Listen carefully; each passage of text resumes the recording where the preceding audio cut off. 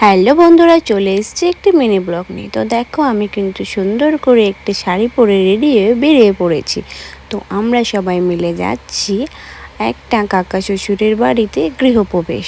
তো সেখানেই আমরা সবাই মিলে প্রসাদ খেতে যাচ্ছি। এই দেখো, এটা হচ্ছে আমাদের গ্রাম। চারিদিকে শুধু ভুট্টা গাছ আর ভুট্টা। তোমাদের কারো যদি ভুট্টা প্রয়োজন হয় এখান থেকে এসে নিয়ে যেতে পারো। তবে এটা কার ক্ষেত আমি একদমই জানি না। আমাদের ক্ষেত যদিও পেছনে। এই দেখো, আমার সাথে আছে মহারানী কটকটি। আর ওই যে ওখানে যাচ্ছে আমার শাশুড়ি মা, দিদি। আর ওই দেখো ছেলে আমার দুধ দিচ্ছে। আমরা এখন যাচ্ছি এক জায়গায় প্রসাদ খেতে।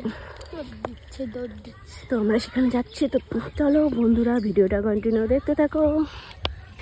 এখন যেহেতু ভুট্টা সিজন চলছে, তো দেখো চারিদিকে শুধু ভুট্টা গাছ আর ভুট্টা গাছ।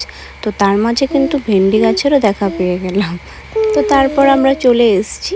তো দেখো, কিছুক্ষণ বসার পর আমাদের প্রসাদ দিয়ে দিল। তো আমরা এবার প্রসাদ খেলাম। রান্নাগুলো ভীষণ টেস্ট হয়েছিল। খিচুড়ি, ঘন্ট, সাথে ছিল ছোলা আর পনির। তো তারপর আমরা খাওয়া দাওয়া করে একটু ঘরটাকে আগে ঘুরেছি। আগে প্রচুর ভিড় ছিল, তো এখন একটু ফাঁকা হওয়ার পর ঘরে একটু ঘোরাঘুরি করছি। তো দেখো, ওনাদের বাড়িতে যে খাটটা দেখতে পাচ্ছ, খাটটা না পুরো একদম পাকা করে সেট করা। শুধু খাটের দু সাইডে কাঠ লাগিয়েছে। সাথে যে গডরেজগুলো দেখতে পাচ্ছ, আলমারিগুলো, সেগুলোও কিন্তু পাকা করা। সামনে দিয়ে শুধু ঢাকনাটা শুধু কাঠ দিয়ে বানিয়েছে। একটা ইউনিক টাইপের, বেশ ভালো লাগছিল। অনেকের বাড়িতে দেখেছি পাকাটা ভেতরে করে, বাট এনাদেরটা একদম বাইরের দিকে। তো তারপর আমরা বেরিয়ে পড়ে আরেকটা চলে এসেছি কাকা শ্বশুর বাড়িতে। তো ওখানে দেখা করে তারপরে এবার চলে এসেছি বাড়ি।